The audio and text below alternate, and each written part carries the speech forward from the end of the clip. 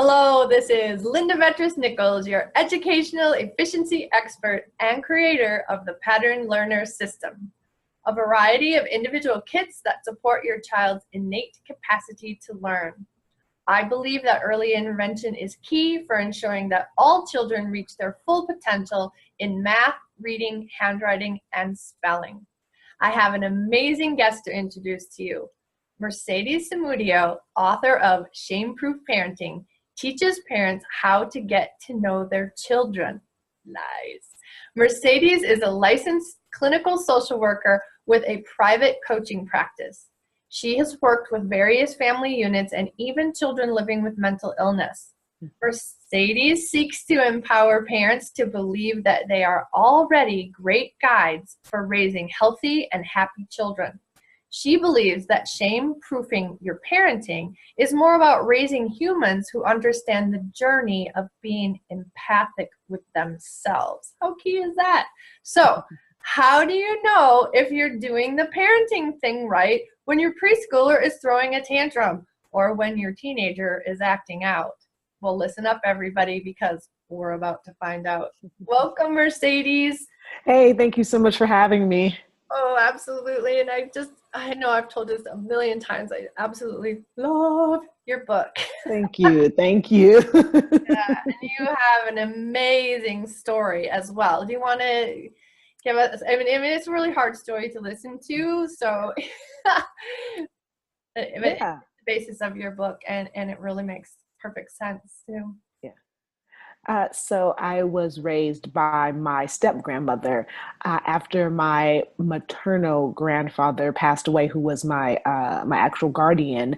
And her and I had a very tumultuous childhood together, emotional abuse, physical abuse, and things like that. And so it kind of helped me, through all of my healing and through all of the stuff that I went through, it kind of helped me to kind of restructure what it means to have a family. And actually, through everything that I went through, it also kind of helped me to look at parenting differently. As someone who doesn't have kids, I'm coming from the perspective of not my experience with children, but I'm coming to my experience as my experience being a child of a parent who has lived with shame and is living with shame. I like to say that I am the adult child of I'm the adult of the child a parent that I'm working with is trying to raise. And so I want my parents to realize that through what they're doing, being really aware of their shame, being really aware of how it insidiously kind of weaves itself into your parenting identity can really change the way that you see yourself as a parent and the way that you react to your children as well. Wow. Very, very cool. Sometimes this doesn't like to cooperate, so hang on. We'll have to edit this out. But dog just climbed up. The mouse just flew to the floor, and you have to click the slide to get it to move, I guess. Makes sense. Yeah. All right, so shame steals our intuition. Ew, it does. Heavy, isn't it? It is. And so I think one of the things that happens, especially in our culture, is that parents in the Western culture, parents are kind of given these unspoken rules about how they're supposed to raise their child. And those unspoken rules really are heavily based in dysfunction and this idea of controlling your child, this idea of making sure that your child fits into whatever box is currently present in the academic field or in the school field. And so I see a lot of my parents who will say, I know intuitively why my kid is acting this way, but the teachers are telling me to put him on medication, or my parents and my family members are saying I got to pop him and put him in timeout. And I just, like my parents, I just know that that's not going to help, but I don't want everyone else to think I'm a bad parent. So I put him in timeout. I take away all of his toys. I put him on medication. I yell at him and let him know he's doing a very bad thing, even though in your gut as a parent, you're like, oh, I know this isn't what he needs. I know this isn't what she's wanting right now. Right. And so what I think shame does is it really stops parents from tapping into that. It stops parents from feeling comfortable saying, I know what my kid needs, and it is not a pop on the hand. It is not taking away all of their toys. It is really connecting with them. I've very when I hold a space for my parents to be honest and authentic in our sessions, very rarely do I have a parent that says, I know for a fact that punitive punishment is the only way to get my kid to listen. Usually what I hear from my parents is, I know that they're going through this. I know that this is happening in their life. I know that we're going through X or Y at home. I know that X and Y is happening in our family. And I know that this is why they're acting this way. And so my parents are constantly contending with what they intuitively know, and what the society wants them to do to control their child or show that they have control over their child. Yeah, that's the ticket, isn't it? What everybody else thinks. And you're questioning yourself. Like, if you're a good parent, you're kind of constantly questioning yourself until you really tap into who you are, and have someone who kind of holds your back or watches your back, so to speak, which is great, a place that you do hold for parents. So that's really cool. So shame steals our intuition. Mm-hmm. Whoa, so true. Tell us more. Yeah. So one of the things that I've noticed in the work that I'm doing is that shame kind of comes from the outside. It comes from the school. It comes from our friends and family members, who see our child's behavior or sees the ways that our family functions and thinks, you need to do something to control your child. You've got to be in control. You're the parent. And what I've noticed is that my parents will tap into that because they want to be seen as the good parent, right? There's such a huge idea of, I don't want to be the bad parent. I don't want to be someone who is mean to my kids. But on the other end, you've got people asking you or insinuating or suggesting that you do punitive things like, give your kid a pop on the hand or take away all of their toys or make them sit in the corner, they'll learn, and things like that. And I think when you start to worry about how other people are going to respond to your parenting, you begin to ignore that gut feeling that, oh, I know what's wrong with my child. I know that we're going through this as a family, or I know that last night he had a rough time sleeping, or I know that we're doing X or Y and this is disrupting our schedule.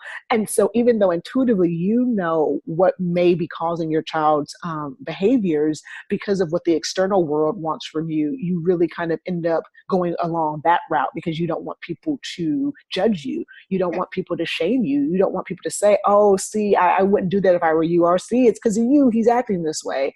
Mm-hmm. And parents don't want that. So they try to hear what their kid needs, but at the same time, they want to make sure that the kid can go to school, right? If the kid can't sit in class, then that stops the parent from being able to go to work or do what they need to do. So I need to do whatever the school says so you can go back to school. Right? If you need to be on medication, okay, maybe we should look at medication, even though if intuitively in your gut, you're like, oh, I don't think medication is what my kid needs. Sometimes parents get kind of shamed into doing those type of things. Like, oh, he needs to be on there. That's the only way we'll let him back in, to school. That's the only way he can sit down in class. And so parents sometimes do these things because of that fear of judgment, that fear of being shamed. Right. And spanking was a thing, and timeouts was a thing when I was raising my kids. And I'm so grateful my son was able to just teach me that's not the way, because to spank him, it was like hitting a wall. It didn't faze him. It wasn't the thing for him anyways. And timeouts were a joke. He couldn't even do a sit on a chair, a timeout, until he was 5, and then it was the one cheek sneak, on his butt. And so his timeouts were to lay, and he always had to lay half in and half out of his bedroom. He had no door on his bedroom either.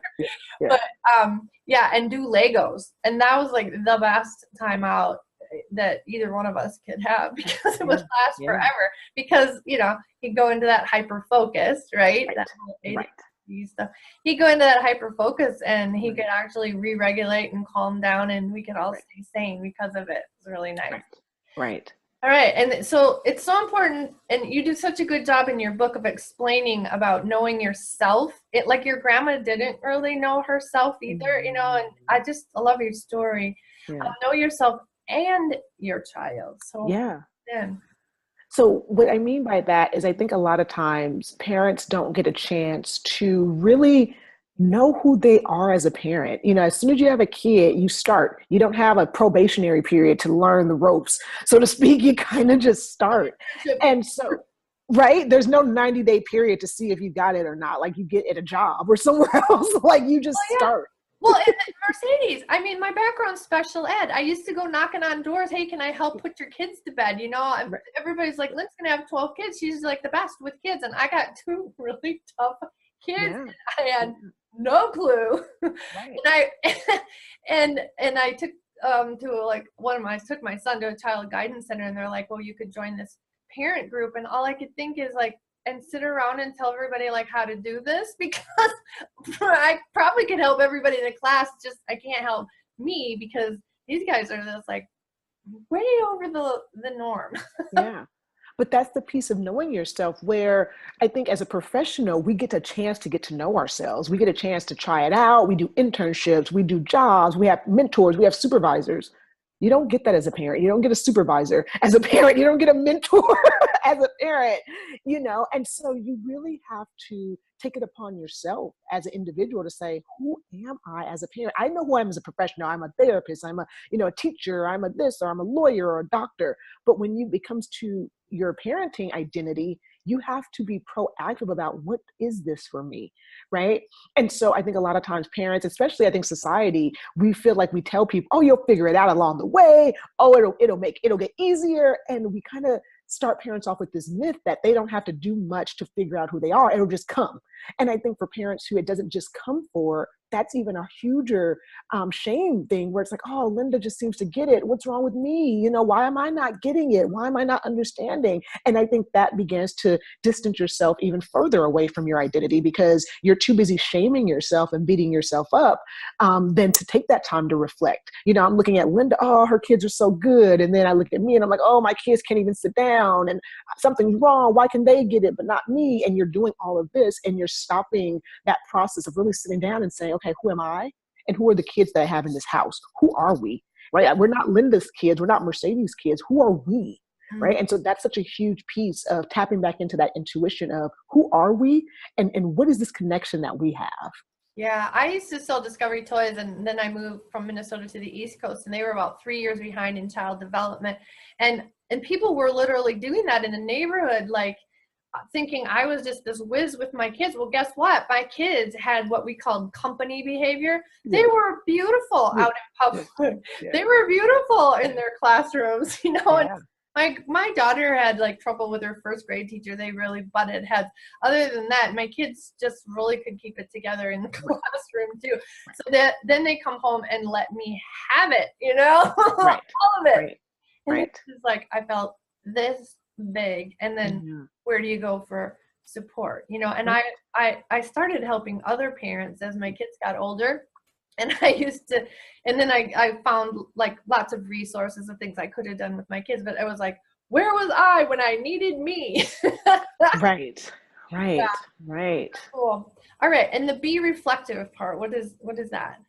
I think that is probably, again, another proactive piece that even outside of your parenting identity, you really have to take time to sit down and reflect on what's happened through your day. You know, how did this go? You know, I'm going to have to take time to reflect on this. How did this, meeting go between me and Linda? You know, just taking time to sit down and say, how did that go? Did that go the way I envisioned? I thought I was going to go in and say, let's put up our toys, and they were going to do it. But then it divulged into this temper tantrum and this fight, and we didn't even get the toys up because I had to throw them in the room for timeout. And you need to reflect on that. And what does that mean? Okay, so I had this vision that we were going to put toys up and then go for ice cream, but your child had the vision of wanting to play still. And not ice cream wasn't a good, incentive for them. They still wanted to play. And okay, now let's be reflective on how do we do this next time? How do we go into the playtime and ending of playtime and transitioning into the next phase of the day? And to sit with that, right? To sit with your own expectations. Okay, I expect playtime to be over and then we move. But for your kid, that's not what they expect. And how do we be reflective of this process that we're going through as humans together? I've been saying more recently that the parent-child relationship is just like any other relationship. It is a life lifelong relationship.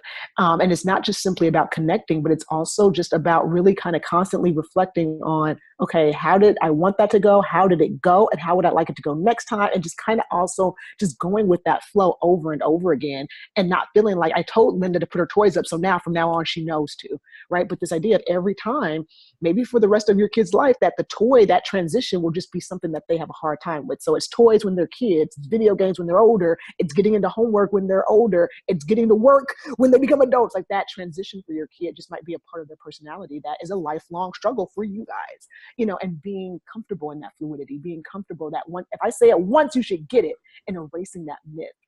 That if I tell somebody once, they should just do it because I'm whoever I think I am. And I think you kind of learn how to get comfortable in that fluidity with reflection, with taking time, with being proactive, saying, I'm going to give myself time to be reflective, whatever that looks like. Right. And as entrepreneurs, that, as you grow your business and you start adding team members, whoa, that's an eye opener that, Is. Why don't they just get this? And, the trick is to hire people who are smarter than you so that you don't have to do any training, because I believe as entrepreneurs, we are lousy at team. Yes, we are. Oh my gosh, I'm a great teacher, but yeah, that just that expectation of why aren't they getting it? Okay, right. So reflect versus react. Oof, I love that one. For reflect so that next time it's gonna go different, right? Right. And it's interesting because I think we all react. We sometimes hold parents to an impossible standard. We say, you guys shouldn't react, you should connect, right? These buzz things that have just kind of become part of the parenting framework. But I think what's more important is to really be, again, fluid. When you react, if you didn't like it, then to reflect. Right? Don't let that ego kind of defenses and those defenses stop you from that reflection. I think that can happen. I have so many parents who come to me and say, I don't want to yell anymore. And I say, why? Why don't you want to yell?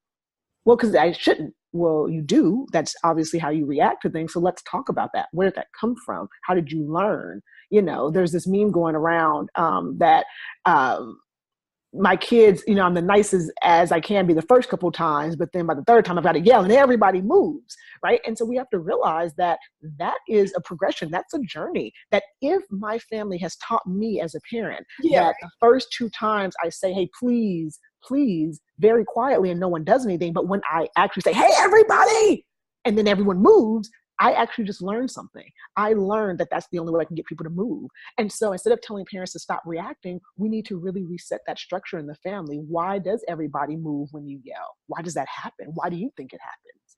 Right? And really to talk about it. So I think reflect versus react, or maybe reflection and understanding our reactions, maybe, reflecting on our reactions.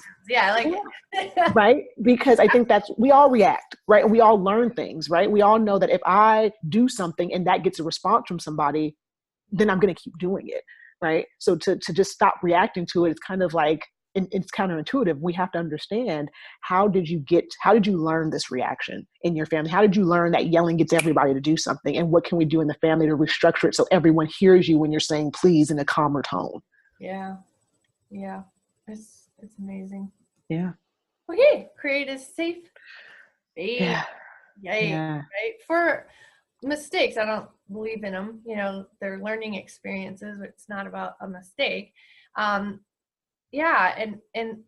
some kids can get so uptight that, mama is going to go off because I made a mistake, I did something wrong. Or I think the number one thing that gets parents into, at least for me, reaction mode is when they're, just, you can tell they're just not focused and they're kind of all over the place, and you're trying to eat dinner and they spill their milk when they didn't need to spill their milk. If they had just sat down and ate, the milk wouldn't have spilled, right? Wouldn't have more work to do.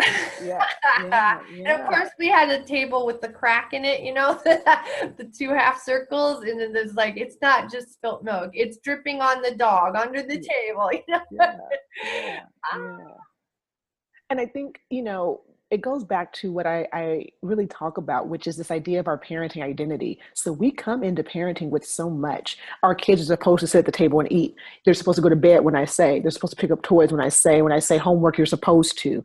And I think our society feeds into that. If your kids aren't doing this, you've done something wrong. You're not doing enough. Something's wrong with you. And so parents are constantly contending with this need to do what they think is right. You're supposed to listen. I'm supposed to teach you how to do this right. And then they're also contending with what they're seeing in their home and how that's kind of coming up against their own identity. Am I a good parent if my kids spill milk during dinner? Am I a good parent if my kids keep hitting each other? My siblings don't like each other. Oh, what did I do wrong?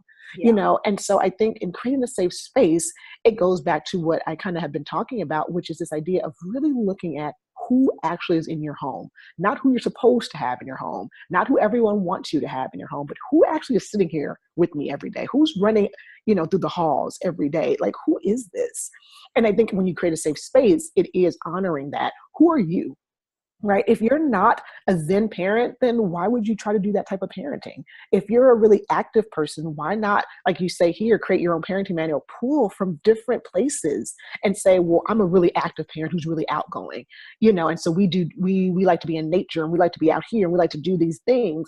That's part of your parenting identity, right? And you can pull from so many different types of parenting ideas, parenting. I'm not the only parenting expert. You do it. Everyone has kind of these different ideas and strategies that if you are being reflective, if you are creating a safe space in your home, you're able to say, okay, this week we need this, but next week we might not. As they get older, we might not need any of that anymore. Now we need to look at another framework for parenting. Mm-hmm. I'm very much about shame-proof parenting might be one part of your journey. Right? That once you get shame-proof parenting, you can put my book on the shelf. You can give my book to someone else and say, okay, maybe we need Linda's book. Maybe we need Dr. Shafali's book, like to move through and realize, just as we have realized as entrepreneurs, right? When I first started, I needed a coach who could help me figure out everything. I don't need that anymore. Now I need a coach who's going to help me, launch my book. Or now I need a coach who's going to help me, go into speaking, right? Because you need different things at different points. And so I really like to teach my parents that you're always going to need something different. That right now you might need really, strategic parenting strategies. You might not always need that, right? To get your family back on track. And so as I'm thinking about this idea of creating a safe space, I think you create that safe space to try to even explore that with your family, right? How do we feel about each other? Right? To actually use feelings words and get comfortable saying, I don't like you. I don't like this. This hurts. Or to say, I love, this is great. I feel happy. I feel excited. And how to create a space where all of those emotions are honored and welcomed. Yeah, that's a really grounded parent who knows themselves to be able to listen to, well, I don't like you. Or my daughter was supposed to be getting in the car and she goes, I hate you. I go, I hate you too. And I'll get in the car. And she's like, yeah. That to me, and it just turned her right around. She's like, oh, okay. Yeah. Huge reaction, and mom's sobbing and crying or something, and I'm a thinker, I'm not a feeler. It's like, hey, dude, I'll get in the car. Yeah. Okay. All right. So having a feeling vocabulary, went over that, and date your child is like my favorite thing to suggest to parents. Like, when was the last time you took so and so out on a date? They're doing their hair. I was like, and they're like, yeah. And I think it's so important because our Western world is busy. You get points for how busy you are. You guys are doing so much. What are you guys doing this weekend? Oh, look at your Facebook. You guys did so much this weekend. Like, people get excited to know that you have run yourself into the ground for some reason. Right. And so when we date each of our children, and if you have one kid, then you're lucky you only have to do it with one. But if you have 2, 3, 4, you really have to take time to get to know them, because just like us as adults, we go through different phases of our lives where we're different. We might have the same personality traits, but we've gone through different experiences that have taught us more. And the same thing happens to our children, that from preschool to even first grade, they change so much. From elementary to junior high school, wow.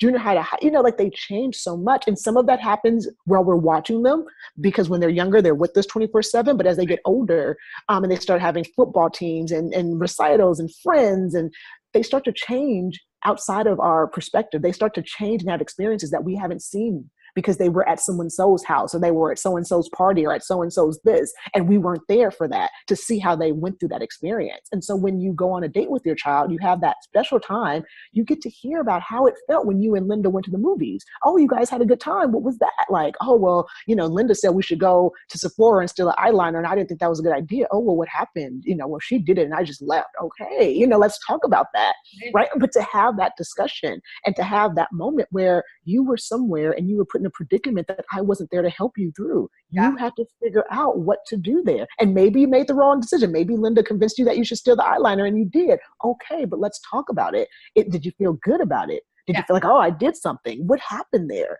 And I think what I tell my parents is when you do your dates with your child, there is no punitive stuff. If they divulge, I smoked weed, I kissed a girl, there's no punitive. Let's talk about that. How did you feel? Did you enjoy that? Did you feel bad? Do you not? Is that why maybe when Linda calls, you always shake my head to tell me you're not home because the last time you guys hung out, she put you in a predicament that made you feel uncomfortable? Like, you get to learn about these experiences. And if you allow it, you get to also be the guide because they've shared that with you. They've told you that I was in this experience, right? And so you get to guide them through it. You get to help them figure it out. And so I think that goes into creating a safe space, right? Not just having this feelings vocabulary, but also having that one-on-one time for your kid to say, I did this, just to see how you're going to react. And then you react in a way that's so guiding, that's so nurturing, that's so empathetic. Of course you share, I'm concerned, I'm scared, I'm worried for you. I don't know how to feel about this. I don't know why you make that decision. But at the same time, to also share, to also hold space for them and to listen to them and to hear why did they make that decision. I think and I'll go in the cultural piece too. I think there are some times when there's cultural things going on that can be scary, so parents don't want to allow their kids to make decisions because that could be life or death for our children sometimes. And so to even date your kid and talk about that stuff, right? It's one thing to talk about it with all the kids around, right? But if you're talking to one of your kids and they're embarrassed, to sit down and say, people look at you a certain way because of the way you wear your hair or the way that you dress or the way that the color of your skin. And I want you to know why I'm so hard on you and why I'm so scared for you. Talk about that on your date, especially at, we're in that Me Too kind of moment with young women, or, we deal with Black Lives Matter and the idea of Black men and Black boys being targeted. Talk about it. You don't have to hide it and sugarcoat it. You can say, I'm scared. When you go out with your friends, I worry how people are going to see you guys together. When you go out here, I'm worried about if you can take care of your body, so if I'm too hard on you, I'm sorry, but this is what, tell me what you feel when you're with your guy friends. Do you guys get scared? Do you guys get worried? Tell me how it feels when you ladies are together and you and your girlfriends are hanging out. Do you get scared? Because I'm scared sometimes for you guys. And to have that, like, that's such a safe space to talk about your fear as a parent. I think sometimes parents are like, I'm the guide and I have to have it all together, but you don't. You can share that. This is why sometimes I ask you to come home at certain times because I'm worried. And I'm scared. And then your kid can come back with, okay, mom, well, I'll answer okay, mom, I'll answer your call when you call. I didn't know you were that scared. Or, okay, I'll text you when I get there. You're right. I can do that, and you realize, okay, that was actually a healthy conversation. I didn't have to tell her I'm going to take her phone if she doesn't answer the phone again. I just shared with her how I felt. And now it makes sense for her to answer the phone if I call, and not just ignore it. Honesty, kids are stupid and they can read energy like crazy. And that whole honesty thing, especially when you literally made a flat out mistake with them, it's like, I was wrong, you were right. I have a child I'm working with right now who just kind of has a meltdown if the adults don't have it together and aren't perfect or whatever. And it's like, no, it wasn't your mistake, it was our mistake. We just made a mistake. It's so funny though.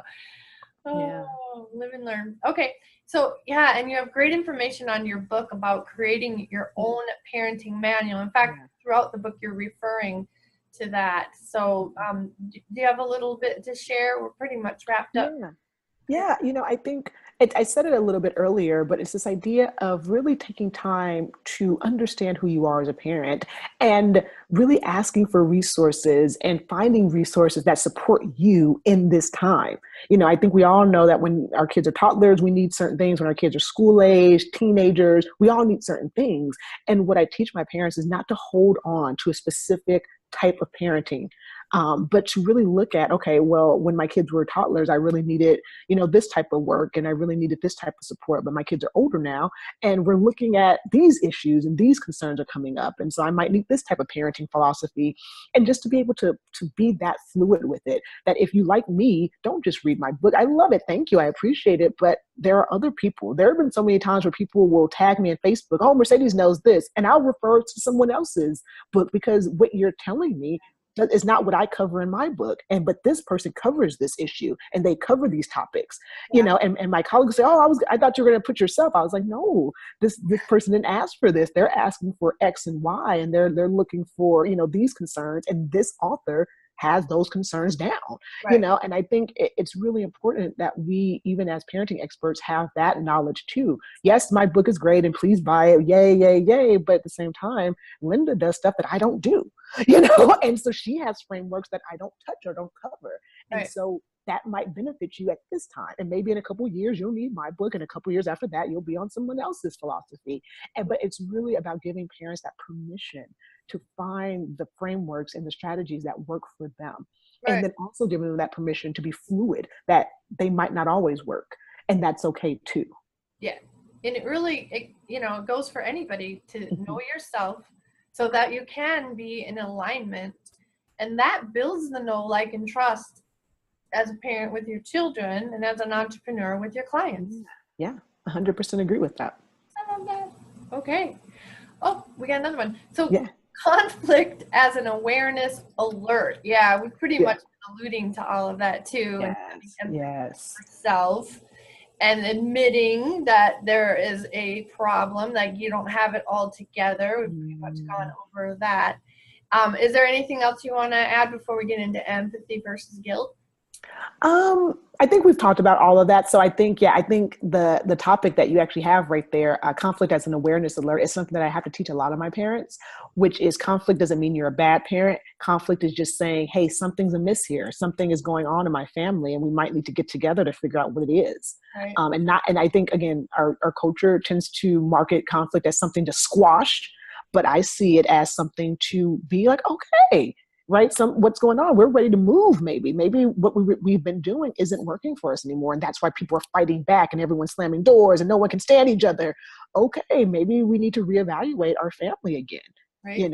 And not to be scared of that reevaluation and not to see it as a reflection on your parenting, but to see it as, okay, I'm the guide, and then we're getting to a bumpy part of the journey. So maybe we need to pull over to the side and say, okay, what's up? What's happening?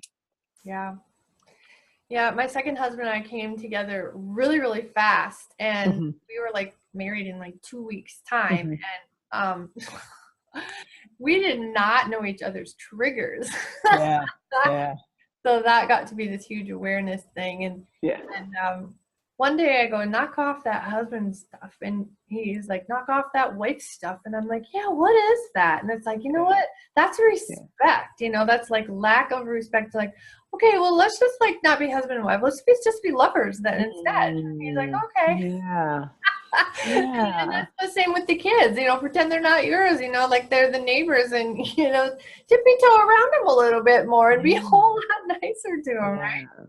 Yeah. It's cool. Okay, so empathy versus guilt. I think that is something that it kind of boggles our human mind, whether we're in our parenting identity or not. We live in a cultural climate where empathy can be really difficult, and it's not rewarded enough. It's not praised enough. I think going back to that busyness, we praise people who are ambitious and have that drive and that viciousness. We praise those people. Those people get higher positions. Those people tend to look better. And so the idea of slowing down enough to understand one another and to give compassion to one another can sometimes be seen, especially in the parenting framework, as permissive, right? Parents say, oh, I'm not going to be that permissive. Oh, I can't slow down. They need to understand who's the boss. And I think we have to really help parents to understand that empathy is a human trait. It is not a child trait. It's not a parenting trait. It's something that when your kids aren't around you, and they will be quicker than you can even blink, they need to learn how to have empathy for themselves. They need to learn how not to beat themselves up and have, I teach at a university at freshman level, and to watch the kids be so hard on themselves when they don't do well and when they're not making straight A's, and not to give themselves any empathy for being freshmen, just learning how to even master their own course load and to master their own schedule. To not get an A for them, they beat themselves up, and to sit with them and say, you're just starting out. This is all new for you. Before, you had teachers tell you exactly what to do. You created your schedule. You have to make sure you get to class on time. This is all new. And some of my kids come out of state. So now you're in another state where you have to learn everything and learn the streets and learn where resources are, where before you knew where everything was. And to be easier on yourself. And I think that starts with our home life and how our parents give us some space to not know everything, some space to make those mistakes, and to not make every mistake be about my career or whether or not I'll be able to sustain, And again, I think that trickles down from people in society saying, oh, if your kid doesn't go to college, what's going to happen to him? Oh, your kid didn't get in. We're at that part of the year, I think it was February, March, where people are starting to get acceptances and, oh, he didn't get in. Oh, okay. And parents are feeling that, but so are kids. And I think we have to really slow down and have that empathy for, what is this human process? What does that look like? And how do we as parents facilitate that process for ourselves first, because parents can be so hard on themselves, right? And then to also now facilitate it for our children. Mm-hmm. Absolutely. Very cool. All right. I'm moving along here. We're going to move. Something popped up. So there we go. Yeah. Okie doke. And so you can be found at Shame Proof Parenting. You have a lovely Facebook page, and you put lots of good stuff out there. And do you have a website that people can get to from that page too? Okay. I do. So it's actually the exact same, shameproofparenting.com. So it's all one thing. If you look up Shame Proof Parenting, you should be able to find me pretty much everywhere. Yeah. She's out there. He does give you that sense, hey, she's everywhere. She does a really great job on Facebook. Thank you. Thank you. Good stuff. I really appreciate that. Thank you. All right. Well, this, I knew it was going to be great, and it is. And it was. Thanks. You asked great questions too, and you had like a lot of good concepts there that I'm like, oh yeah, I did say that. Right? That's so funny. Well, I usually do slides with people, and I was like, oh, forget it. She's busy. I'm just going to yank it out of her book. Yeah, it was fine. Book a second time because I've underlined and I don't like to read, and I won't underline if I don't like what I'm reading. And yeah, your book is right up there with Women Who Run with the Wolves. Thank you. Thank you so much. Lots of little comments on the side. It's really good. Thank you. So thank you. Cool beans, everybody. Shame Proof Parenting. Go get it. It's good. Bye. Okay, thanks. Bye-bye. Bye-bye.